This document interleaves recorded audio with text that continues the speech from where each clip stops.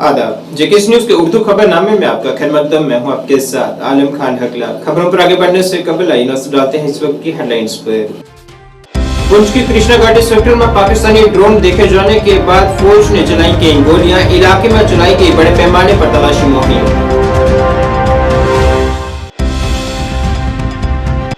रियासी में एक वैन के खाई में गिरने से 2 अफराद लुक़्मा अजल, 2 दीगर जख्मी।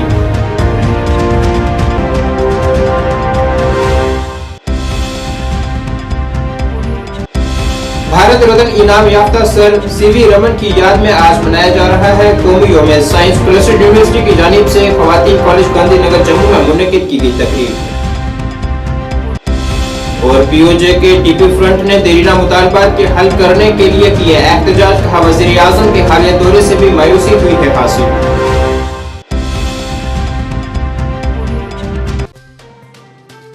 अब खबरें तफसील से। लाइन ऑफ कंट्रोल की हिफाजत करने वाले फौजी दस्तों ने जम्मू और कश्मीर के पुंछ जिले में एक पाकिस्तानी ड्रोन के हिंदुस्तानी इलाके में घुसने के बाद इस पर तकरीबन 2 दर्जन गोलियां चलाई हैं। ताहम ड्रोन मेंढर और कृष्णा घाटी सेक्टर में कुछ आगे की हिंदुस्तानी पोस्टों पर कुछ देर के लिए मंडलाने के बाद पाकिस्तानी मकबूजा जम्मू कश्मीर वापस जाने में कामयाब हो गया। पुंछ सेक्टर के सरला इलाके में एलओसी के करीब मुश्तबा नकलो हरकत देखे जाने के बाद फौजियों ने फायरिंग की है। हुक्काम ने बताया है कि इलाके में बड़े पैमाने पर तलाशी मुहिम भी शुरू की गई।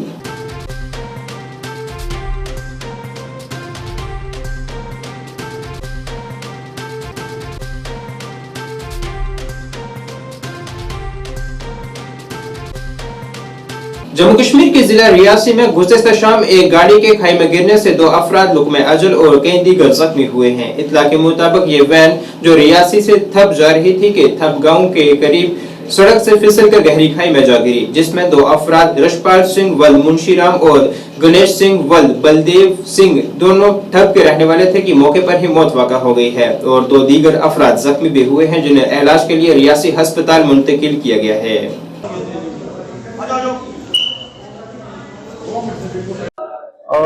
हमें एक वैन उल्टी है जिसमें यहाँ पे 4 लोग लाए गए हैं and 2 have got dead and other 2 have some major injuries जो हम ट्रीट कर रहे हैं।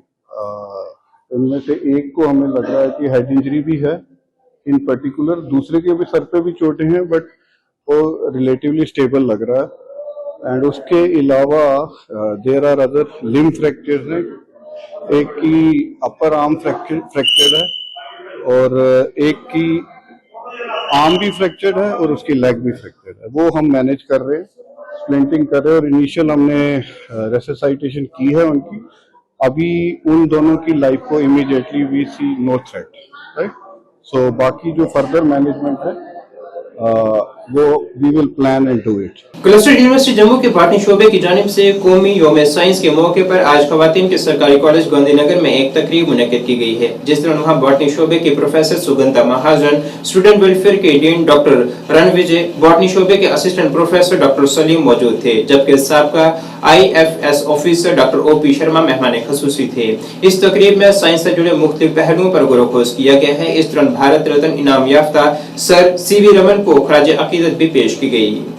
होली का गुलाब, either as a herbal tea, flower tea, and their scientific techniques they came handy, and they corroborated just 2 years back. Yes, it hinders the replication. National Science Day. मैं professor GS Tara, former head of the department University of Jammu, और presently I am holding the post of the convener Indian Science Congress Association Jammu chapter।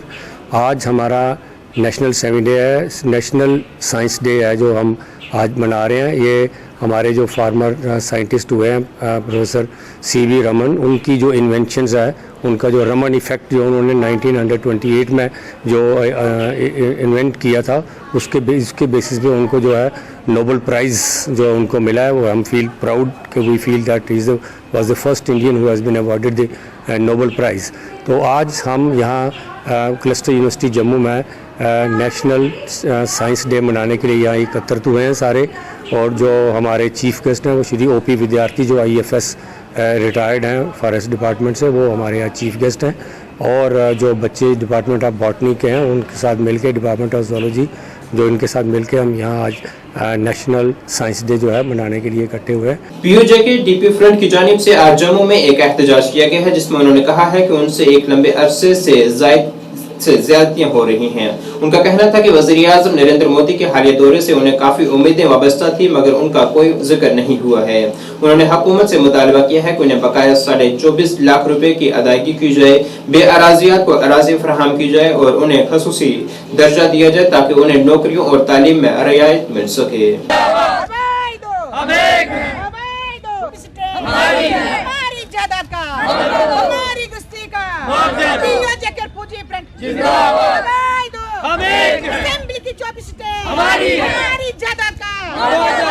Government के खिलाफ जो protest किया है हमें दुख हुआ और मैं दुख से कह रहा हूं कि अभी प्रधानमंत्री मोदी जी के ऊपर हम आशाएं और उम्मीदें लेकर बैठे हुए थे कि प्रधानमंत्री जाएंगे और रिफ्यूजियों को कुछ देकर जाएंगे। क्या दिया उन्होंने?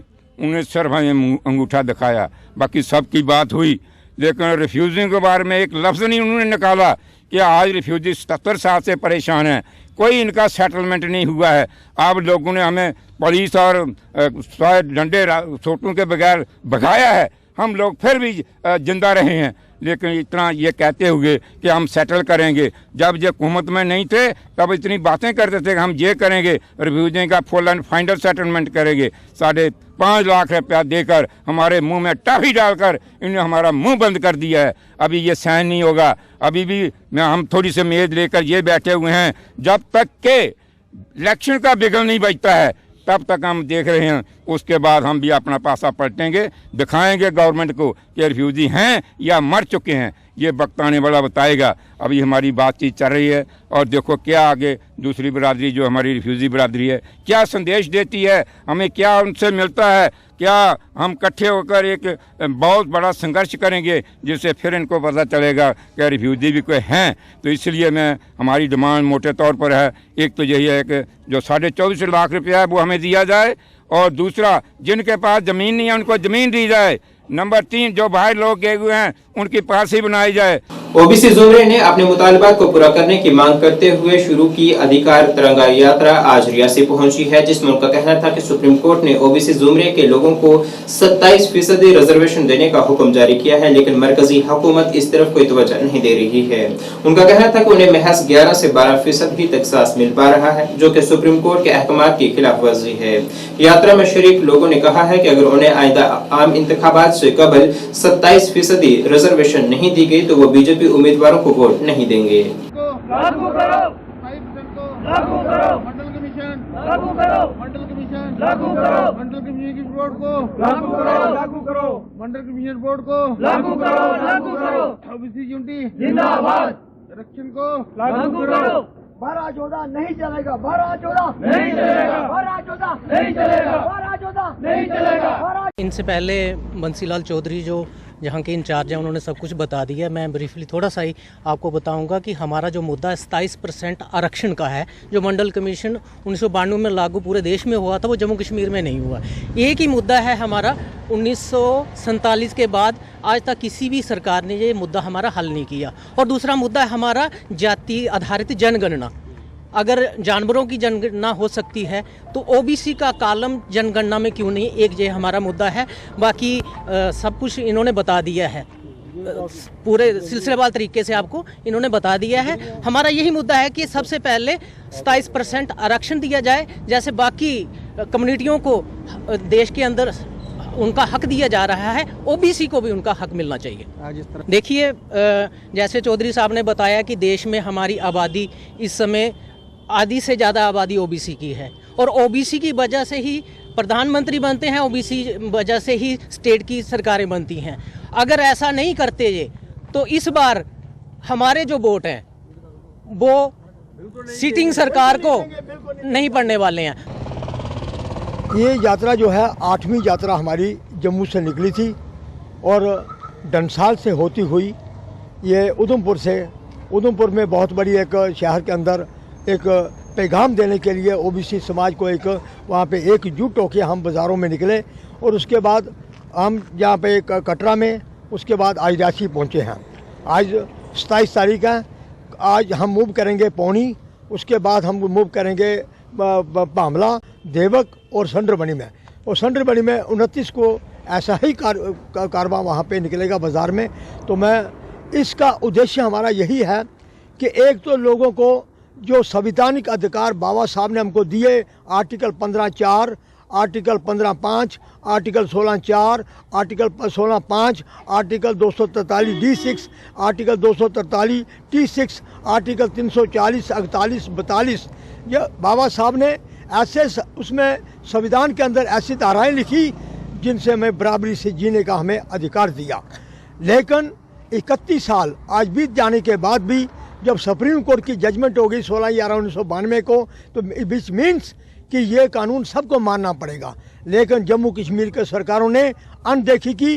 जो मौजूदा सरकार है इसने भी 10 साल हो गए, जिन्हें प्रधानमंत्री जी ने वहाँ पे मौलाना आज़ाद स्टेडियम में 2014 में जब चुनावी रैली हो रही थी जम्मू कश्मीर की विधानसभा के चुनाव दौर में, उस वक्त उन्होंने कहा कि ओबीसी का सबसे ज़्यादा नुकसान ओबीसी को हो रहा है 370 दफ़ा का।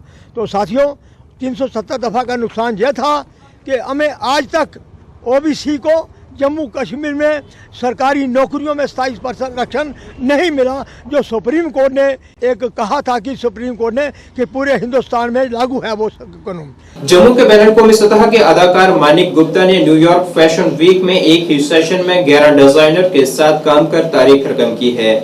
आज जम्मू में एक प्रेस कॉन्फ्रेंस से खिताब करते हुए उन्होंने जानकारी दी है कि तकरीबन 10 बरस के बाद उन्हें यह रुतबा हासिल हुआ है। उन्होंने कहा है कि वो जम्मू और कश्मीर और मुल्क की सकाफत को आलमी सतह पर पेश कर काफी खुशी महसूस कर रहे हैं।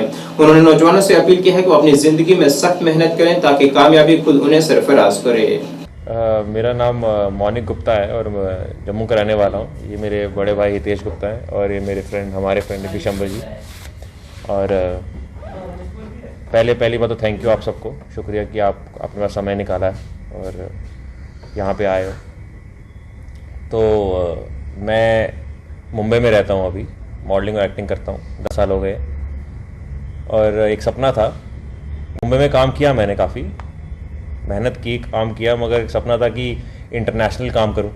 तो अभी 4 दिन पहले आया हूँ मैं न्यूयॉर्क से। एक इवेंट होता है न्यूयॉर्क फैशन वीक, दुनिया का मतलब कि सबसे बेहतरीन फैशन शोज़ होते हैं वहाँ पे। तो वहाँ के लिए मैं पिछले साल गया था वहाँ पे ऑडिशन देने के लिए खुद ही, और सिलेक्ट हो गया। तो इस साल उन्होंने मुझे फिर से बुलाया था कि हम चाहते हैं आप आओ। तो इस बार ही मैं गया, तो मैंने वहाँ पे मैंने उस इवेंट में मैंने पार्टिसिपेट किया और मैंने 11 शोज़ किए दुनिया के अलग अलग डिज़ाइनर्स के साथ। और अब एक तरह का हिस्ट्री क्रिएट कर दी है कि ओनली मैन फ्रॉम इंडिया जिसने एक सीज़न में 11 डिज़ाइनर का काम किया, और जम्मू का एक लौता आपका जिसने इंटरनेशनल काम किया न्यूयॉर्क फैशन वीक में। और इसके साथ मुझे अब काफ़ी आगे अपॉर्चुनिटी भी मिली है कि और अभी मैं मायामी जाऊंगा 3 महीने बाद, और फिर सितंबर में मिलान और पेरिस और लंदन भी मिला है मुझे। डेमोक्रेटिक प्रोग्रेसिव आजाद पार्टी का आज जिला डोडा के कम्युनिटी हॉल में एक बड़ा इज्तिमा मुनक्किद हुआ है, जिसमें पार्टी सरपरस्त आला गुलाम नबी आजाद ने इज्तिमा से खिताब किया है, जिन्होंने जमात की मजबूती पर जोर दिया है। उन्होंने कहा है कि वो चुनाव वैली को मजीद तरक्की फराहम करने के अहद रखते हैं। इस दौरान कई लोगों ने जमात में शमूलियत भी इख्तियार की है। इस दिल को चलाने के लिए और जान को चलाने के लिए मुझसे ज्यादा जिम्मेदारी आपकी,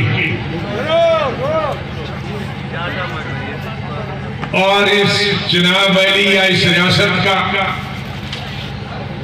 हिंदू हो, मुसलमान हो, सिख हो, ईसाई हो, गरीब हो, अमीर हो,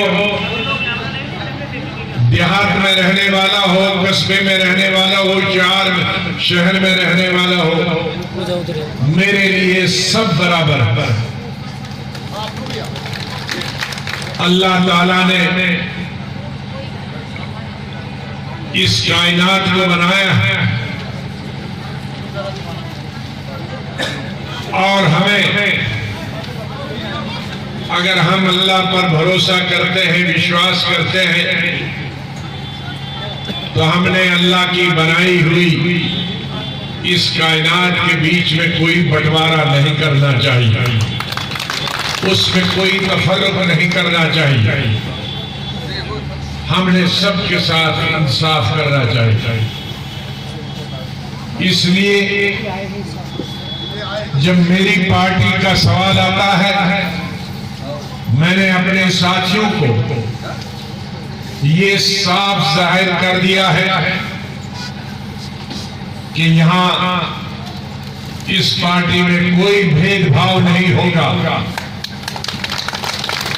कोई जात पात नहीं होगी। जो भी अल्लाह ताला ने पैदा किया है उसके साथ हमें इंसाफ करना है। कश्मीर खित्ते से ताल्लुक रखने वाले 1.5 दर्जन से जायद कारकुनान जिनका ताल्लुक मुख्तलिफ सियासी जमातों से था, उन्होंने आज बीजेपी में शमूलियत इख्तियार की है, जिनका साबका वजीर सत शर्मा ने वालिहाना इस्तकबाल किया है। सत शर्मा ने कहा है कि वजीर आजम नरेंद्र मोदी के काम करने के तरीकाकार से मुतासिर होकर लोग लगातार बीजेपी में शमूलियत इख्तियार कर रहे हैं।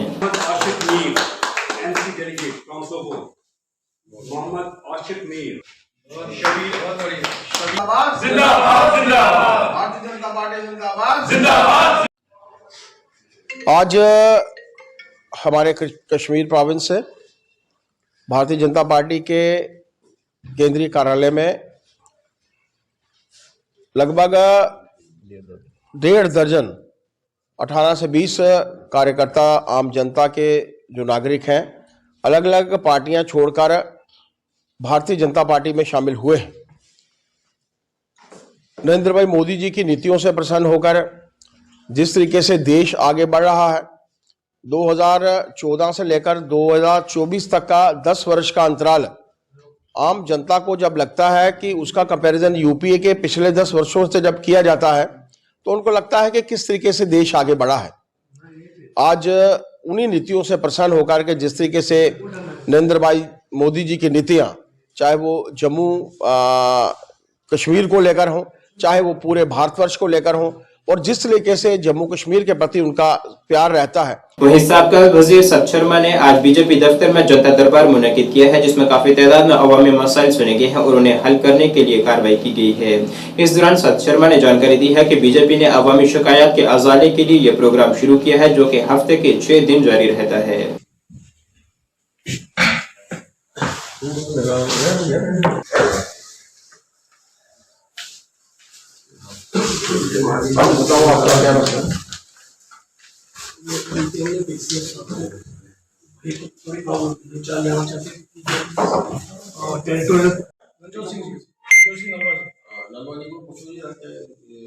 सुबह ऑनरेबल कारपोरेटर और पूर्व चेयरमैन जीत अग्रवाल जी के साथ पब्लिक दरबार में बैठा हूं, पार्टी ऑफिस में।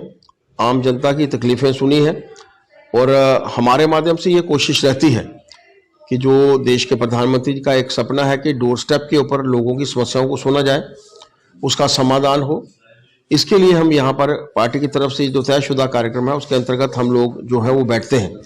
संडे को छोड़कर 6 के 6 दिन पार्टी का कोई ना कोई कार्यकर्ता जो है सीनियर लीडर्स के साथ बैठता है और मेरा मानना है कि एक बहुत अच्छा प्रयास पार्टी की तरफ से किया गया है। अलग अलग दोनों हमारे जब दोनों यूटी के प्रोविंसेस से, चाहे वो कश्मीर है, आज जम्मू से भी और जम्मू से भी दूर दराज के हिस्सों से बनी से एक डेपुटेशन आया है पानी की समस्या को लेकर, और कुछ डोडा से एक समस्या को लेकर एक डेपुटेशन आया है, और कुछ जम्मू म्युनिसिपल कॉरपोरेशन की जो आम तकलीफें होती हैं उनको लेकर भी जगह जगहों से जो है वो डेपुटेशन आए हैं। और मेरा मानना है कि यहाँ पर भारतीय जनता पार्टी के ऑफिस में आम जनता को सुना जाता है और उन तकलीफों को सुनने के बाद जरूरत पड़ती है ड्यूज दिए जाते हैं, जरूरत पड़ती है तो हमें से कोई ना कोई कार्यकर्ता जो है अलग अलग से डिपार्टमेंट में जो है वो जाता है। सोपुर के एक नौजवान मुसन्निफ साहिल मुश्ताक की पहली किताब पल्स ऑफ रेजिलियंस का आज इजरा हुआ है, जिसे उन्होंने अपने बचपन के उस्ताद राबिया गिलानी की सरपरस्ती में शाया किया है, जिसमें नौजवानों को खुद एतमाद और बुराइयों से दूर रहने पर तलकीन की गई है। I launched my book Pearls of Resilience. इस बुक में मैंने ग्राउंड लेवल पे कुछ चीजें रिसर्च करी और उन्हें आप लोगों तक पहुंचाया एक पेपर के माध्यम से विद इन इनसाइटफुल विजडम। ये बुक में कुछ ऐसे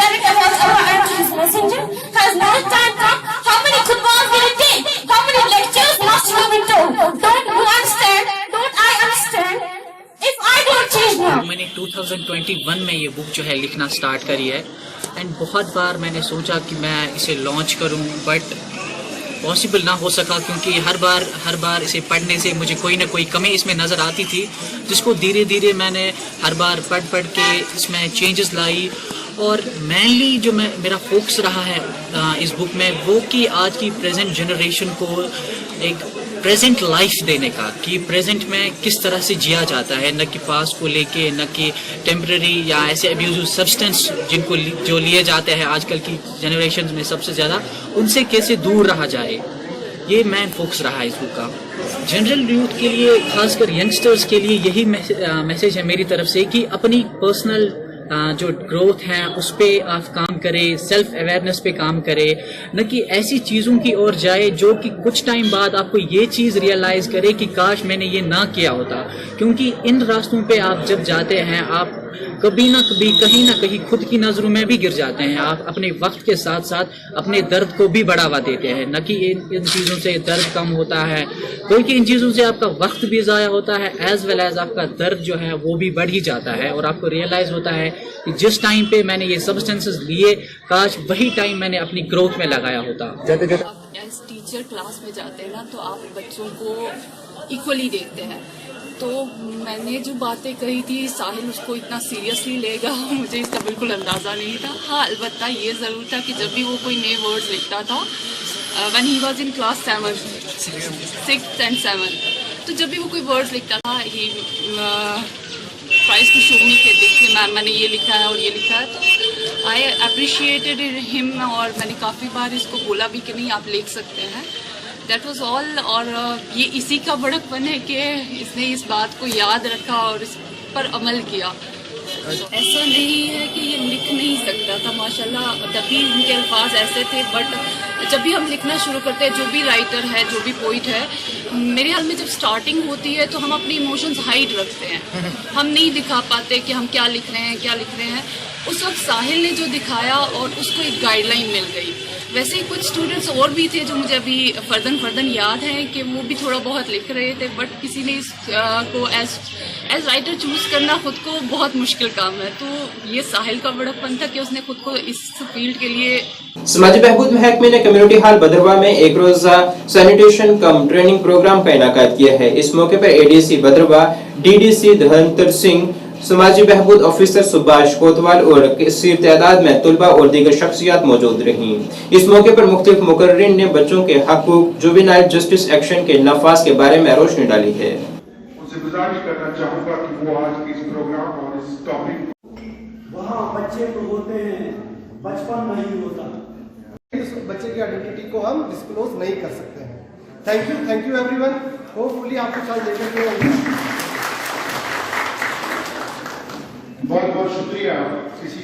इसके फौरन बाद देश की जीडीपी अगर उसको 11वें नंबर से आज 5वें नंबर पर लाया है तो वो इन युवाओं ने लाया है वो इन नए एंटरप्रेन्योर्स ने लाया है जिन्होंने नए आइडियाज लाकर नए कामों में अपनी भागीदारी बढ़ाकर इस देश को दुनिया की 5वीं बड़ी इकॉनमी बनाया है।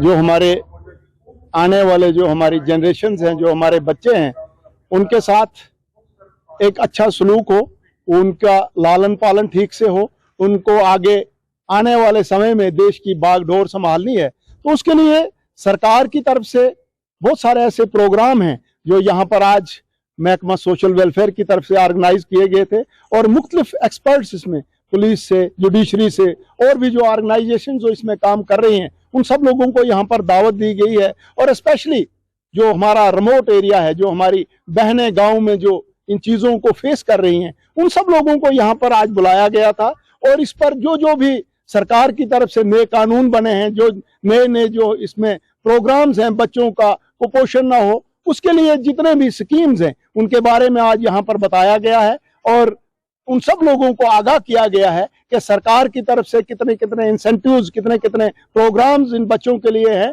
नाज़रीन इस वक्त के उर्दू बुलेटिन में बस इतना ही। मुझे मेरी टीम के साथ दीजिए इजाजत। अल्लाह हाफिज।